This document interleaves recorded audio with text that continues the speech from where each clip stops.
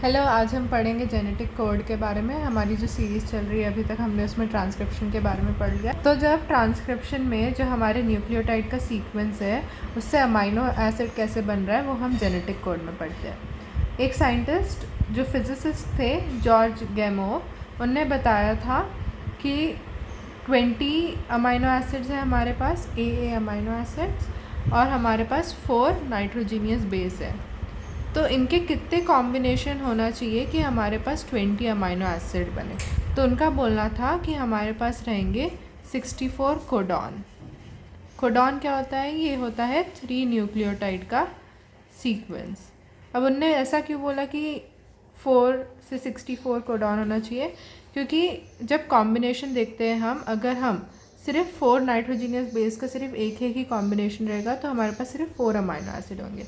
अब हम लेते हैं कि 2 डिफरेंट कॉम्बिनेशन से होंगे, मतलब 2 2 का पेयर बन के होगा, तो हमारे पास सिर्फ हो जाते हैं 16।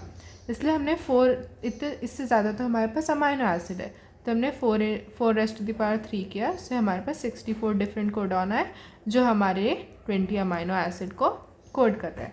इसे केमिकली प्रूफ किया गया हरगोबिंद खुराना ने, जिन्होंने आरएनए मॉलिक्यूल डिफरेंट सिंथेसाइज किए और डिफरेंट अमाइनो एसिड बनाए।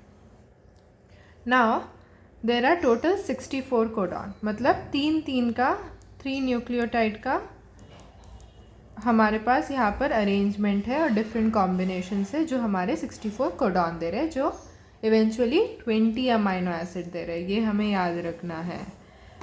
ये सब ट्रिपलेट है, यूनिवर्सल है, मतलब कि अगर जी हमारा ग्लाइसिन बना रहा है तो ये सब ऑर्गेनिज्म में रहेगा, ह्यूमन से लेकर कोई और मैमल में या फिर एम्फीबियन में। इसका कभी कभार एक्सेप्शन है हमारा माइटोकॉन्ड्रियल डीएनए या फिर ऐसे कोई लोअर प्रिमिटिव ऑर्गेनिज्म। ये डीजेनरेट है, मतलब कि एक कोडॉन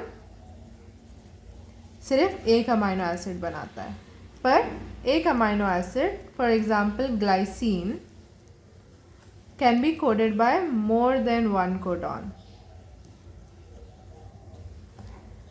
अब जो हमारे पास 64 कोडॉन्स है उसमें से 3 स्टॉप कोडॉन है और 1 इनिशिएटर कोडॉन है, तो हमारे पास फिर 60 कोडॉन बचते हैं जो different type of amino acid बनाते हैं। अब यहाँ पर एक इनिशिएटर है हमारे पास AUG जो मिथियोनिन को कोड करता है, और हमारे पास 3 स्टॉप कोडॉन है। स्टॉप कोडॉन जो हमने आरएनए में पढ़ा था, टर्मिनेटर सीक्वेंस, जहाँ पर हमारा आरएनए मॉलिक्यूल सिंथेसाइज होना स्टॉप हो जाता है, तो ये कोई अमाइनो एसिड इवेंचुअली नहीं बनाएंगे। ये है UAA, UAG और UGA, और ये कंटिन्यूस होता है, मतलब जो भी, जैसे अब हमारा ये अरेंजमेंट रहा,